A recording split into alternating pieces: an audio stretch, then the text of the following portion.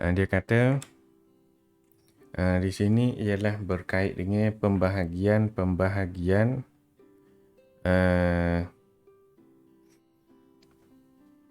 apa dia? Pembahagian kias mengikut madahnya benda dia itulah, benda dia. Jadi dia ada 5 sebagaimana dia sebut sebelum ni lah, dan tak apalah. Sebab dia terbahagi kepada 5 ialah kerana kias sama ada dia memberi makna tasdik ataupun bukan tasdik. Tasdik tu bukan syair lah. Kalau syair tu bukan tasdik. Okay. Yang memberi makna tasdik sama ada tasdik jazim ataupun tasdik tidak jazim. Jazim tidak jazim tu maknanya pasti ataupun tidak pasti.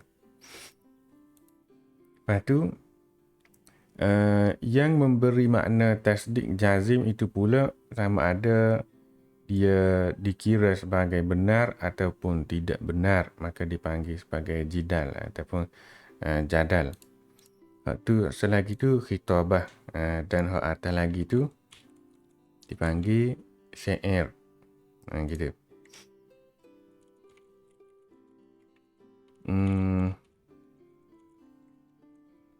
Lepas tu dia pun kata yang dianggap sebagai benar itu pula sama ada benar dan bertepatan dengan realiti yang dipanggil burhan, ataupun tidak benar dan tidak bertepatan dengan realiti yang dipanggil mughalatah. Okay.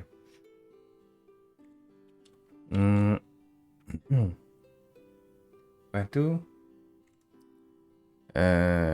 jadi kias-kias ini mengambil kira benda yang ada di dalamnya terbahagi kepada berikut. Maknanya kalau guna yang yakin dia jadi burhan, yang masyhur jadi jadal, guna khayale jadi syair, guna perkara yang waham mughalatah, dan guna perkara yang maznunat jadi khitabah. Okey.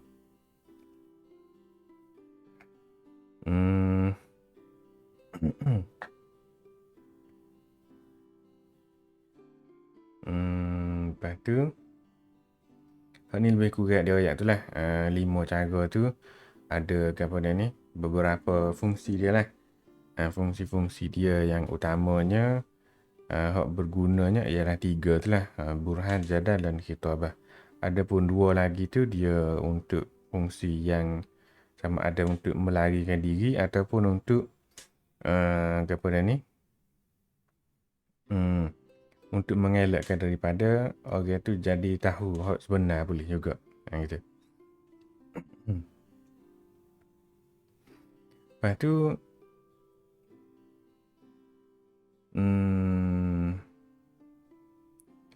ni ialah bahagian burhan. Burhan tu kias yang terdiri daripada perkara-perkara yang meyakinkan, menghasilkan perkara yang meyakinkan juga secara mesti. Okay. Secara mesti. Jadi apabila hujah itu terdiri daripada mukaddimah yang meyakinkan, maka ia dipanggil burhan. Dan mestilah dia kata qadiyah yang menghasilkan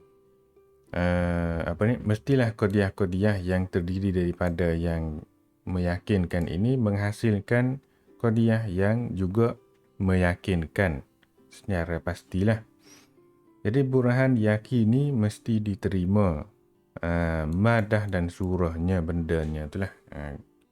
Ayat dari sudut isinya dan bentuk dia tu. Lepas tu maknanya tujuan dia ialah untuk menghasilkan keyakinan yang mesti diterima Maknanya keyakinan dengan makna yang lebih khusus, iaitu kepercayaan yang pasti, yang bertepatan dengan kenyataan dan tidak hanya dengan mengikut orang lain sahaja.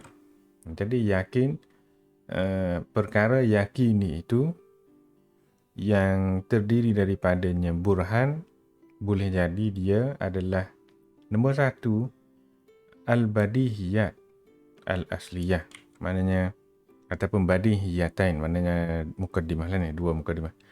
Kita kata perkara-perkara yang pada asalnya memang badihi. Okey. Ataupun nazari yang berakhir kepada badihi. Nazari yang sampai kepada peringkat badihi juga. Bila bicara-bicara tu jadi sampai ke badihi juga. Ataupun salah satu daripada mukaddimah itu badihi. Satu lagi nazari yang sampai ke peringkat badihi. Okey. Itu ada tiga perkara lah. Tiga perkara yang kita panggil qadiyah yakiniyah yang boleh membentuk kita panggil apa ni? Burhan tu lah. Okey. Bahagia dia kata dia dalam kias ni adalah had ausat dia lah. Benda had ausat tu lah jadi hak ada orang panggil ilat dia tu lah dalam kias tu. Kerana dialah yang membentuk perkaitan antara had akbar dengan had asghar. Jadi dialah yang menyampaikan kita kepada natijahnya. Jadi dalam burhan ini terutamanya mestilah dia kena ada had ausat yang merupakan ilat kepada keyakinan yang menghasilkan natijah itu. Jadi had ausat ini dipanggil wasitatun fil isbat, maknanya perantara untuk mewujudkan sesuatu benda. Tak apalah, ni istilah dia. Jadi had ausat sama ada bersama-samanya dia tu juga wasitah fil isbat, dia juga wasitah fis subut.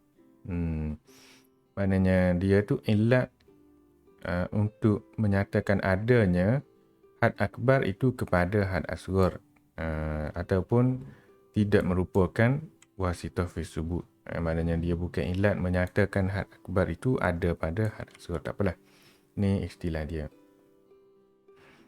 Maqam subut murtabitun bil waqi'il khariji. Jadi tempat adanya kepada tidak ada saat itu berkait dengan realiti luar lah.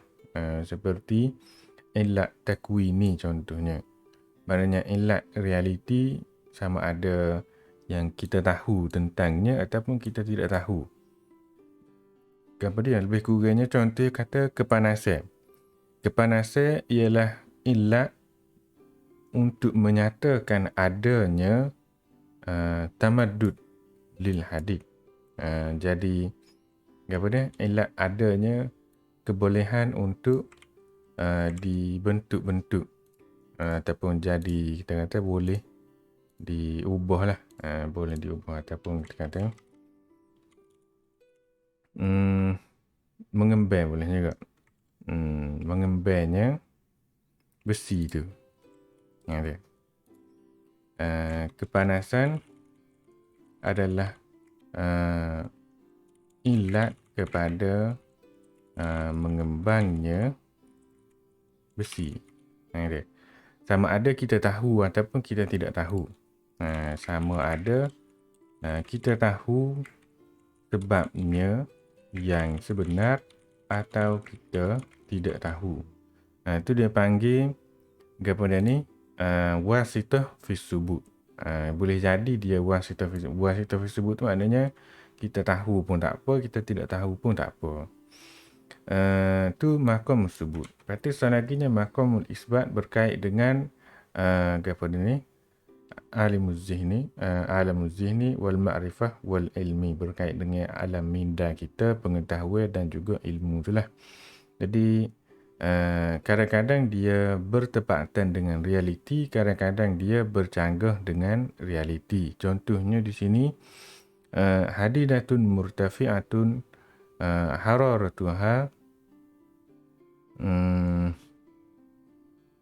adanya satu besi yang panas. Yang dia. Adanya satu besi yang panas.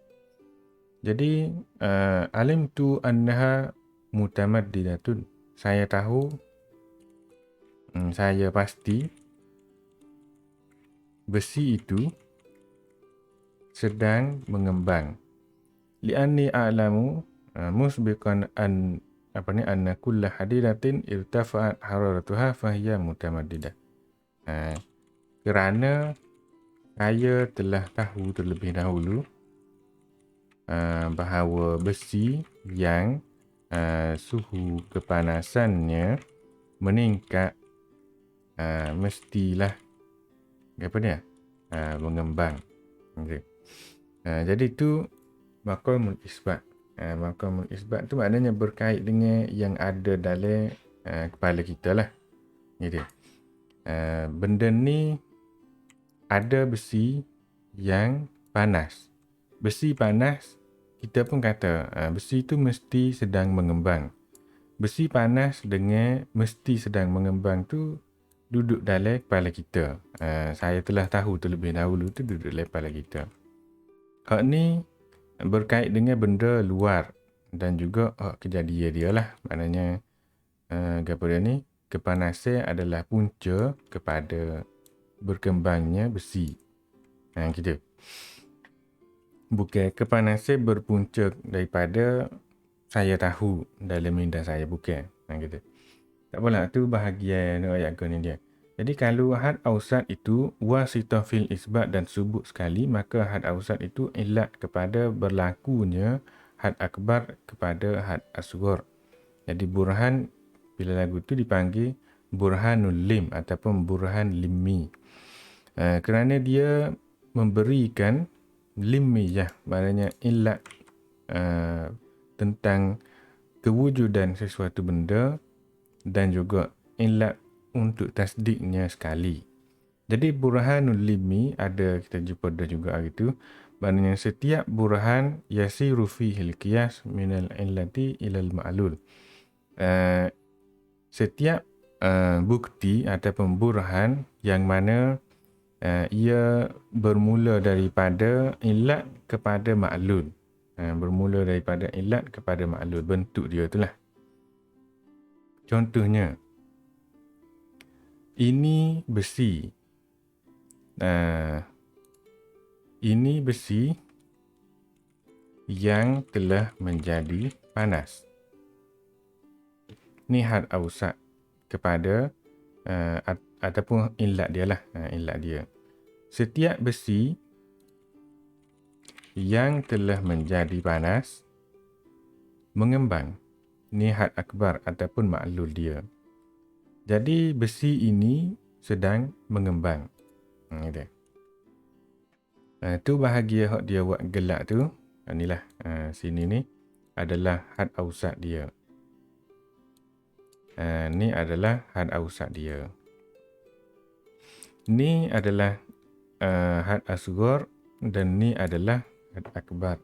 Jadi dalam bentuk kias yang digunakan, burhan dia tu daripada ilat kepada maklul. Gitu. Maknanya apa dia saat ni? Dia ada ayat. Had ausat itu adalah ilat adanya had akbar kepada had asghar. Gitu. Had ausat ni adalah ilat adanya had akbar, maknanya ni, kepada had asghar ni, besi tu. Gitu. Okey, tu lebih kurang dia lah. Hasilnya irtifa'ul hararah illatun litamaddud. Okey.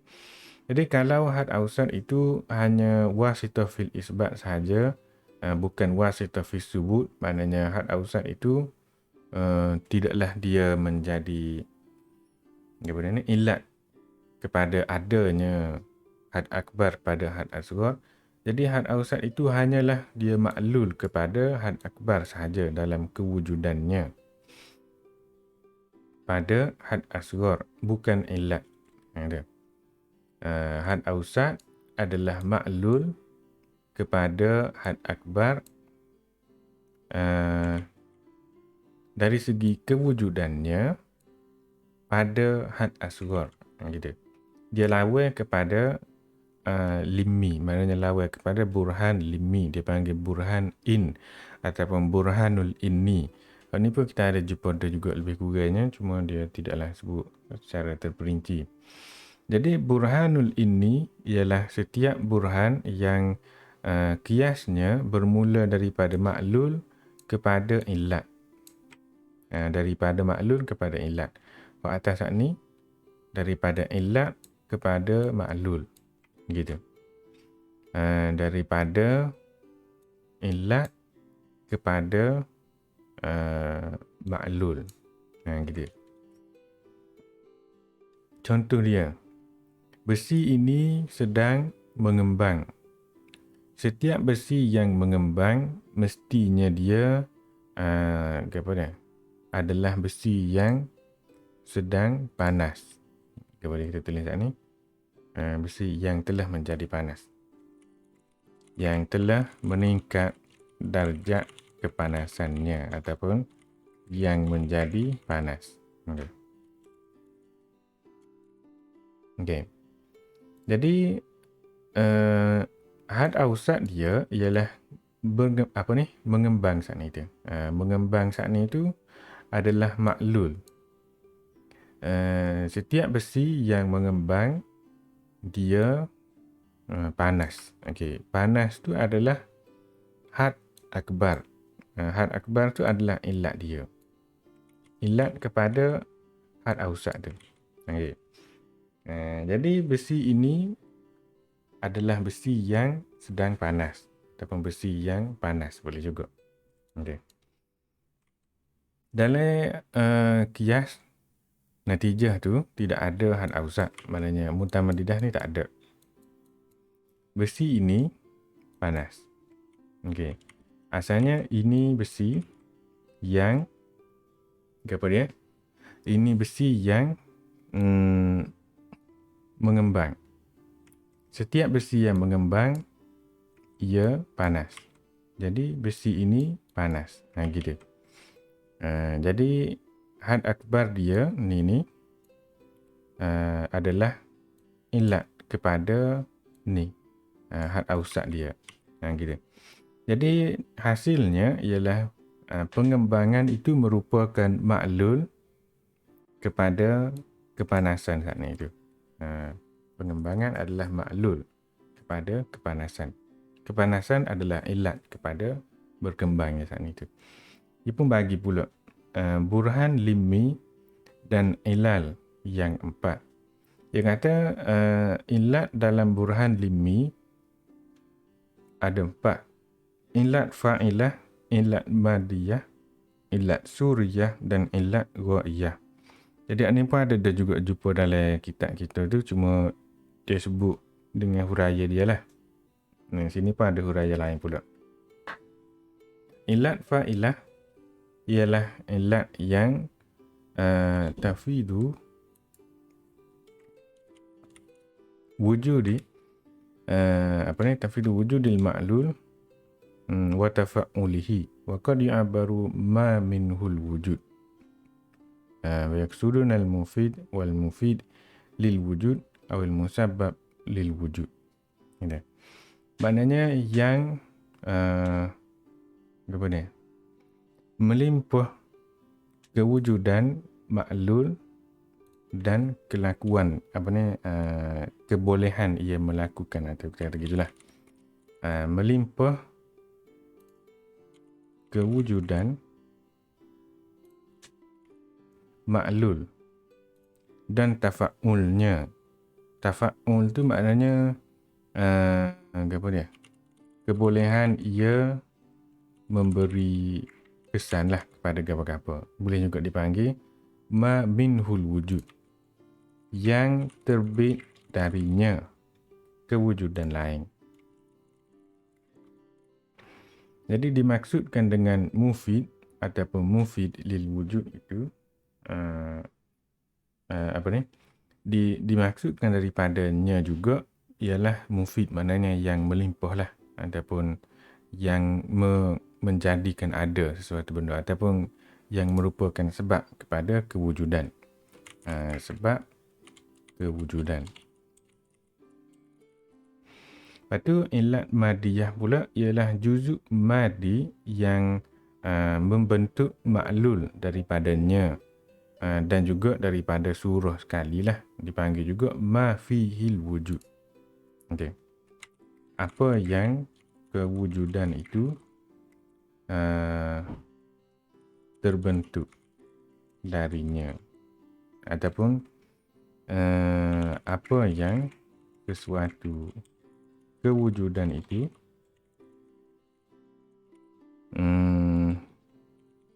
terdiri daripada. Gitu kalau lebih kurang. Ma fihi, saat ni ma minhul wujud, yang terbit darinya kewujudan ni, yang padanya ada kewujudan. Gitulah lebih kurang, biar jadi ringkas.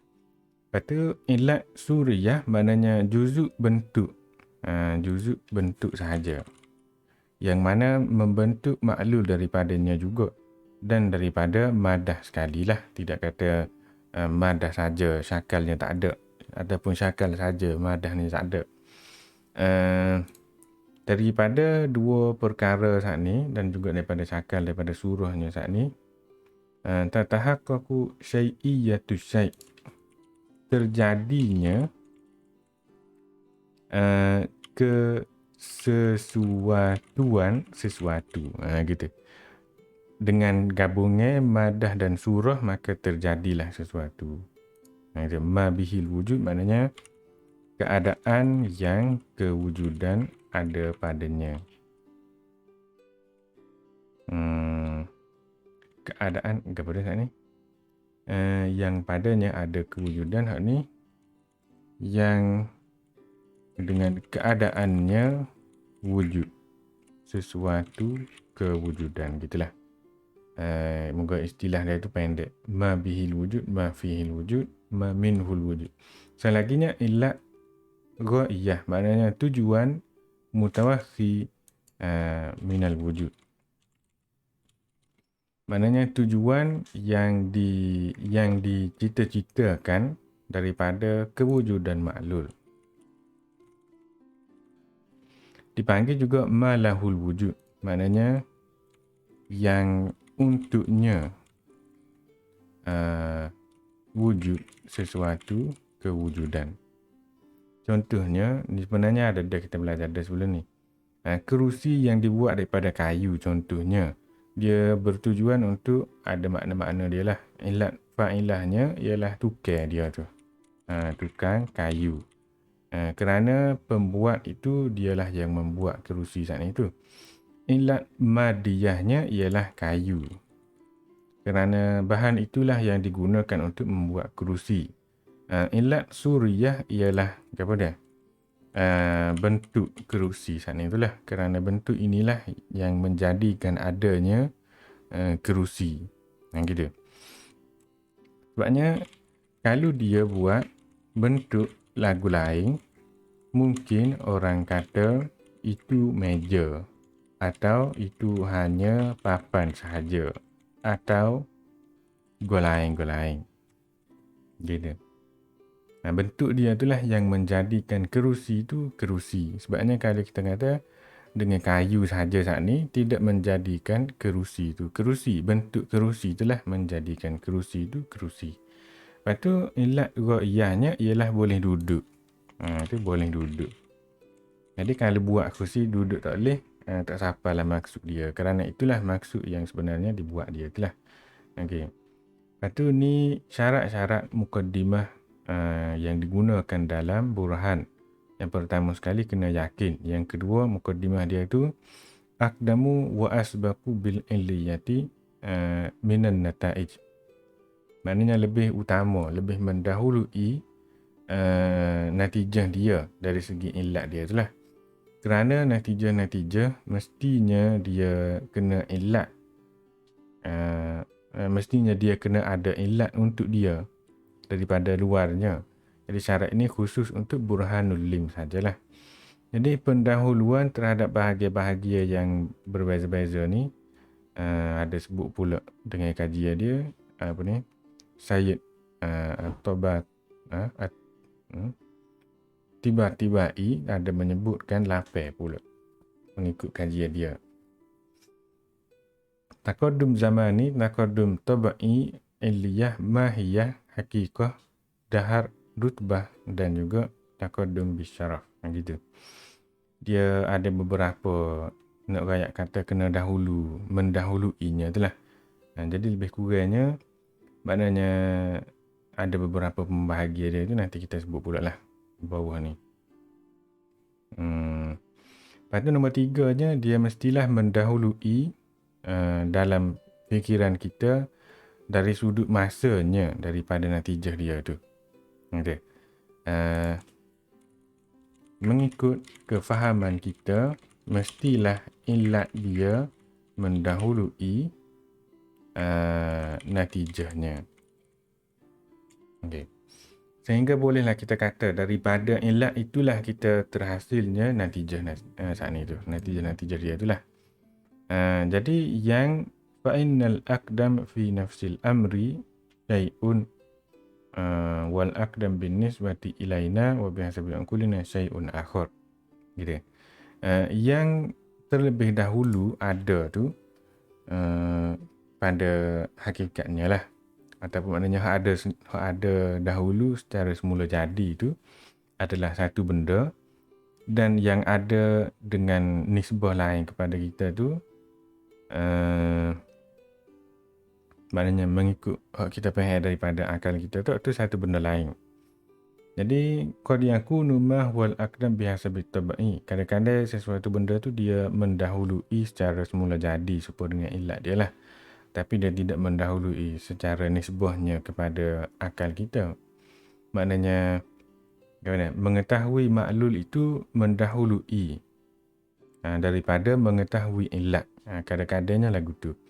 Jadi fa'innahu la yajibu fi kulli ma huwa aqdamu bihasabi tabai an yakuna aqdamu indal aqli fil ma'rifati wal ilmi. Gitu. Jadi tidak mestilah setiap yang mendahului dari segi semula jadinya dia juga kita kena lebih tahu terlebih dahulu dah. Yang kata boleh je yang kita tidak tahu terlebih dahulu ni supaya dengan apa dia ni burhanul inni saat ni itulah. Gitu. Yang keempatnya illat itu lebih diketahui mengikut fahaman kita daripada natijah. Gitu. Supaya boleh ditakrifkannya lah ataupun dikenal pasti dia tu. Kerana mu'arif mestilah dia lebih diketahui. Maknanya mu'arif tu yang mendefinisikan sesuatu benda tu lah, mestilah dia lebih diketahui daripada mu'arraf yang nak ditakrifkan kat ni tu. Maknanya illat itu lebih kita ketahui dan lebih jelas, lebih meyakinkan daripada natijah dia tu. Gitu. Kita pasti dah tentang illat dia tu. Cuma maklul dia tu saja tidak berapa pasti. Tapi bila illat dia gambar sudah pasti dah, jadi pasti jugalah. Gitu. Supaya ia menjadi sebab yang jelas kepada natijah saat ni. Dan yang berlimanya,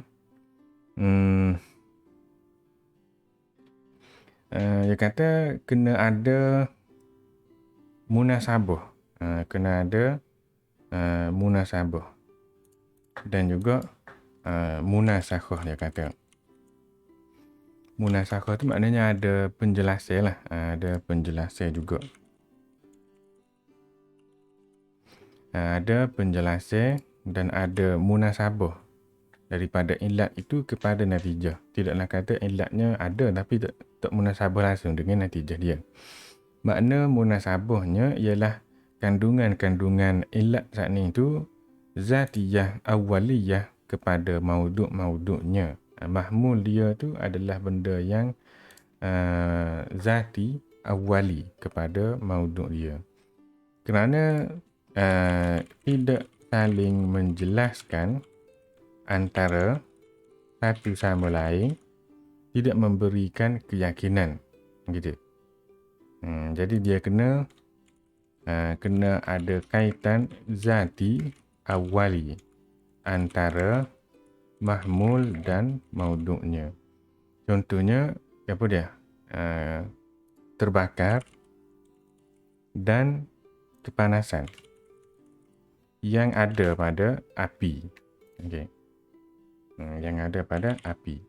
Jadi kita boleh katalah benda yang panas saat ni tu jadi terbakar kalau banyak lajak gitu. Adalah kaitan dia tu, tidak kata apa dia? Kalau dia berani lepas tu dia jadi berapi. Bukan. Lepas tu nombor 9-nya apa dia? Daruriyah, sama ada darurat zatiyah ataupun biasa bil wasfi. Darurat zatiyah tu maknanya benda yang mesti secara zati lah, seperti kehaiwanan. Hayawaniyatun natikiyah, maknanya apa ni, benda yang mestinya haiwan yang boleh berfikir, manusia tu, ataupun mengambil kira sifat dia lah, macam kita kata boleh berkata-kata, ni untuk manusia. Jadi ilat dia tu ilat daruriyah, ilat yang mesti kena ada. Lepas tu ilat dia kena ilat kulliyah. Tidaklah bermakna kulliyah di sini lawan juz'iyah saat ni tu, tapi maknanya dia tidak syaksiyah lah, tidak syaksiyah. Maksudnya ialah mahmul daripada ilat saat ni adalah mahmul kepada semua unit-unit individu mauduk yang ada dalam mukaddimah dia tu, untuk semua masa, dengan sekali rangkum sahaja, tidak kata kena sebut satu per satu. Jadi ilat dia tu kena menyeluruh. Contoh saat ni kehaiwanan ke contohnya, jadi dia ada pada semua, ataupun boleh bercakap ke ada pada semua, gitu. Lepas tu cara nak buat dia, cara nak buat burhan. Dia terdiri daripada dua perkara, kata kullu mumkin yahtaju ila illatin liwujudihi. Setiap benda yang boleh ada, dia mestilah ada illat kewujudannya. Gitu. Maknanya mustahil dia ada tanpa ada illat. Mesti ada sesuatu sebab dia tu. Tidak boleh diterima makulat sodafah. Makulat sodafah tu apa dia? Berlaku kebetulan. Kebetulan tidak boleh diterima.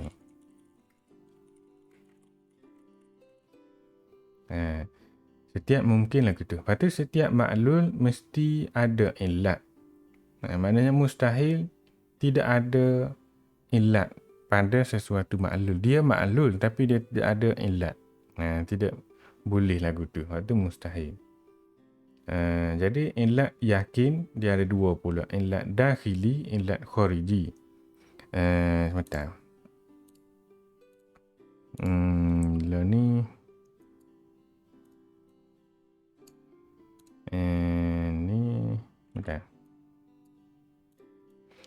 Illat dakhili dan juga illat khariji. Ni masa paikah dah sebenarnya.